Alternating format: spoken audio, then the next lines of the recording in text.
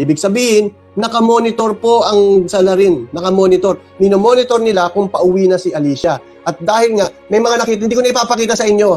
Kasi may mga nag-post ng video ni nila Mima kasama yung kanyang mga barkada. Ayoko na madama yung barkada niya. Pinost nila na nasa BGC sila. So alam nung bumaril na itong si Mima Alicia ay wala sa bahay. Now I see a POV. Open my eyes to your reality. Take me where I'm meant to be. Show me life like everybody dancing. Dito sa Factbusters! Kaya bago muna natin simulan ang ating episode ngayon, iniimbitahan kita na isubscribe itong ating bagong YouTube channel, Factbusters PH, dahil yung lumang channel natin ay nahack po mga kapatid. Kawawa naman tayo, no? Pero pati rin sana ang isa pa nating YouTube channel, Takasuri PH. Paki-subscribe din yan mga kababayan. Ako naman, sige.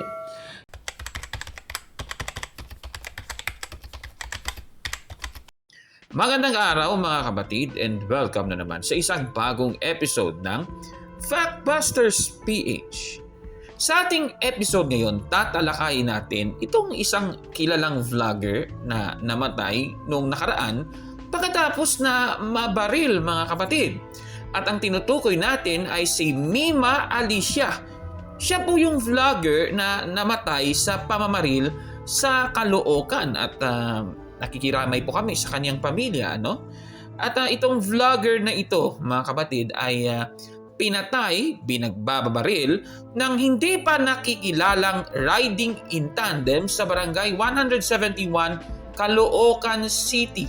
Madaling araw noong Biyernes, July 17, 2026, mga kapatid. Dead on the spot si Alicia matapos tamaan ng bala sa ulo at katawan. Sugatan naman ang kanyang live-in partner na si alias Nelboy, mga kapatid. At bumuo na po ng Special Investigation Task Group ang Northern Police District kaugnay sa nangyaring pagpatay sa vlogger na si Alicia Lipata o si Mima Alicia, mga kababayan. At siguro, para sa iba pang mga detalye ay meron po tayong nakuhang video sa internet, panoorin niyo po ang balita ni Melo Yap. At ano po yung masasabi niya tungkol dito? Panoorin natin mga kapatid. Isang malungkot na balita ang nakarating sa akin. Actually, umaga pa lang, alas 7 pa lang nakarating na sa akin ng balita, yun tungkol nga sa nangyari kay Mima Alicia. Pero hindi ko ito pinaniwalaan kaagad kasi alam naman natin sa social media na ang balita mabilis ikalat lalo na kung ito ay fake news. Pero habang paumaga na ng paumaga, dumadami yung mga balitang nare-receive ko na totoo nga. Hanggang sa nakakuha tayo ng isang report, isang simpleng police report lang. Ngayon tungkol dito kay Mima Alicia, pakita ko sa inyo, may nakuha tayong report. Ang sabi dito, initial investigation revealed that according to the victim neighbors, he heard several gunshots outside his residence. Upon checking, he discovered the lifeless body of Alicia lying on the road with a gunshot wound to the head. While yung boyfriend niya, kasama po niya yung boyfriend niya, was found conscious despite sustaining gunshot wounds. Immediately brought to Camarin Doctors Hospital. Anyway, makikita ninyo dito na inabangan siya. Inabangan po si Mima. Siguro nakikita sa social media niya na nasa labas siya, 3:30 na madaling araw. Paano malalaman na 3:30 na dadaan doon si Alicia o uuwi si Alicia? Ibig sabihin, nakamonitor po ang salarin. Nakamonitor. Minomonitor nila kung pauwi na si Alicia. At dahil nga, may mga nakita, hindi ko na ipapakita sa inyo. Kasi may mga nag-post ng video ni nila Mima kasama yung kanyang mga barkada. Ayoko na madama yung barkada niya. Pinost nila na nasa BGC sila. So alam nung bumaril na itong si Mima Alicia ay wala sa bahay. At inabangan na umuwi at doon na nga isinagawa ang masamang balak. No? Ayan, so napanood po natin ang balita ni Melo Yap at nakikiramay kami muli sa pamilya ni Mima Alicia, mga kapatid.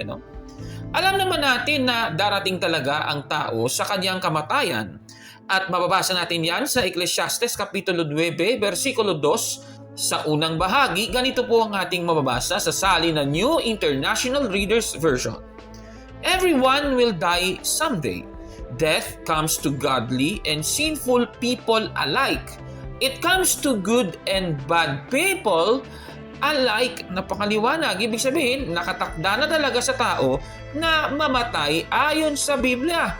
At ang kamatayan po ay para sa lahat ng tao, mga kapatid. Sabi nga ng talata, death comes to godly and sinful people alike, mga kababayan. Ngunit ang nakakalungkot, masakla po ang pagkamatay ni Mima Alicia, mga kapatid. Kaya ang aking masasabi sana makamit po ni Mima Alicia at ang kanyang pamilya ang hustisya na deserve po nila, mga kababayan.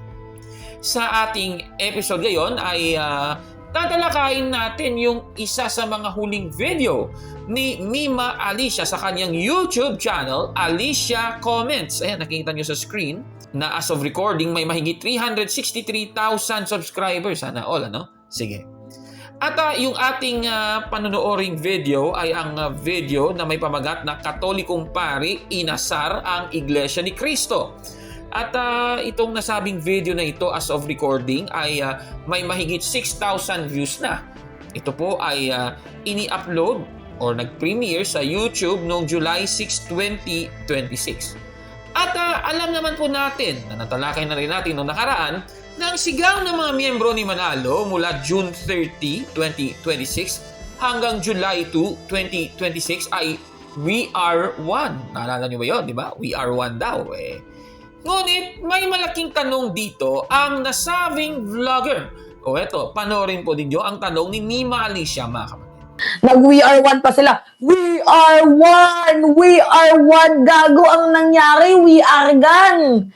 Naglaho sila. Paano ba naman kasi Ito may tanong lang ako May tanong lang ako. Curious question, mga minamahal. Sana wag masamain, wag gawing wag gawing wag niyo akong i-bash. Nagtatanong lang ako. Curious lang ako. 'Di ba? Kung hindi maliligtas ang nasa labas ng iglesia, di hindi din maliligtas yung tatay nila, pati si Sarah. Ganun ba yon? Sige nga, sagutin nyo nga ako, mga minamahal, kasi sabi, ang iglesia lang daw ang maliligtas. Ngayon, kung ang iglesia lang ang maliligtas, so hindi maliligtas si Digong? So hindi rin maliligtas si Sarah? Ayan, so napanood po natin ang napaka straight to the point na pahayag ni Mima Alicia at ayon po sa kanya, kung ang mga kaanim ng Iglesia ni Cristo lang ang maliligtas, ibig bang sabihin, hindi rin maliligtas ang sinusuportahan nilang si Sara Duterte, yung ating kasalukuyang Vice President? Gano'n naman talagang doktrina nila Sa babasahin nilang The Iglesia ni Cristo, Church of Christ Today, sa page 6, ganito po ang ating mababasa, ililiwat ko na rin sa Tagalog. Hindi ililigtas ni Kristo ang sinuman sa labas ng Iglesia ni Kristo dahil labag ito sa batas ng Diyos. Ano ba ang consequence ng nasabing doktrinang ito ng mga taga-Iglesia ni Cristo ni Manalo? Yung mga sinusuportahan nila na mga politiko, especially itong si Vice President Sara Duterte, dahil hindi naman siya miyembro ng Iglesia ni Cristo ni Manalo, hindi po siya maliligtas ayon po sa doktrina ng Iglesia ni Cristo ni Manalo, mga kababayan. Ngunit itong aral na ito ng Iglesia ni Cristo ni Manalo, alam naman po natin at natalakay na natin yan sa mga previous episodes. Ito po ay labag sa aral ng Biblia, mga kababayan. Sabi ba nga ng Biblia sa Roma 2:6, ganito po ang ating mababasa. Ang Diyos ang nagbibigay ng hatol sa bawat tao ayon sa gawa niya. Napakaliwanag. Ang hatol ng Diyos, hindi po base sa kung kaanib ka sa iglesia na kanyang itinayo. Hindi po ganon. Ang batayan ng Diyos ay base sa gawa niya, mga kababayan. Ibig sabihin, hindi po batayan ng hatol ng Diyos kung ikaw ay miyembro ng Iglesia ni Cristo o hindi, mga kababayan. Tsaka, napansin ko, yung mga taga-iglesia ni Cristo ni Manalo, yung sa labas ng iglesia, hinatulan nila, Diyos pa sila. Sabi sa talata, ang Diyos ang nagbibigay ng hatol sa bawat tao. Napakaliwanag ng ating nabasa, mga kababayan. At dahil sa sinabing ito ni Mima Alicia na sampal po sa mga miyembro ni Manalo, siguro baka ito yung rason kaya siya tinodas, mga kababayan. Ang masaklap pa dito, marami pa ang mga miyembro ni Manalo ang natuwa sa kanyang pagkamatay, mga kababayan.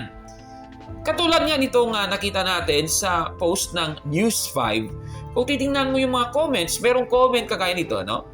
Itong sinabi ni Jonald Humilla, sabi niya, deserve mo yan, Gaba. Aba, grabe naman ito, no?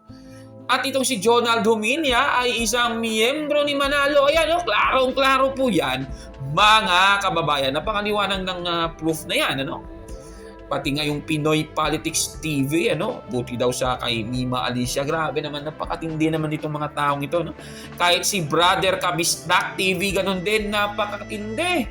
At kahit nga yung mga reactions sa nasabing post na ito ng News 5, ito po ay tungkol sa pagkamatay ni Mima Alicia as of recording, ang daming naghaha-reacts, 26,000.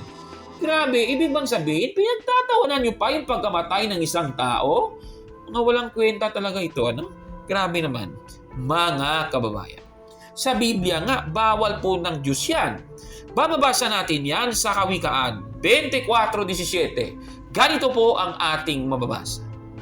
Huwag mong ikagalak ang pagbagsak ng inyong kaaway, ni ang kanyang kapahamakan. Napakaliwanag po ng ating nabasa, mga kapatid. Klarong-klaro po yan.